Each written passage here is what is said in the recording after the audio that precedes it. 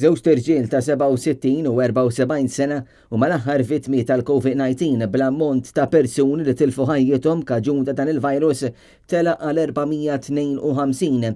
Il-każijiet fl-isptar niżlu għal 22 b'4 persuni jinsabu fit-taqsima tal-kura intensiva bejn l-erba' u l-ħamis instabu 25 każ ġdid fil-waqt li fiqu 45 persuna bil-COVID.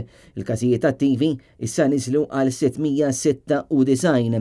Sissa ingħataw 4,000 booster dose tal-vaċċin.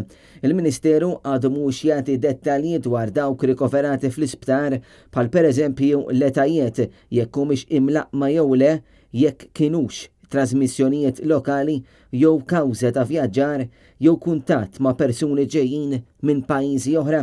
Fl-aħħar sigħat sar magħruf ukoll infetħet għal darb'oħra sezzjoni tal-kura intensiva fl-Isptar Mater Dei. Din is-sala infetħet minħabba li reġa' kien hemm żieda fil-każijiet tal-COVID-19 f'pajjiżna li jeħtieġu il-kura intensiva. Intant minkejja li l-Gvern tal-impressjoni li fl-iskejjel kollox jinsab lest għas-sena ġdida, jidher li l-affarijiet huma l-kollox differenti fil-fatt. Ħafna għalliema ma jafux se jiġri fi ftit tal-jiem oħra. Kalmuna wkoll għadd ta' studenti universitarji li għadu ma jafux jekk se jkollhom il-lezzjonijiet online jew fil-binja tal-università bi studenti f'korsijiet ta' mont imdaqqas jitħallew bla gwida dwar se jiġri eżatt fil-bidu tas-sena akademika.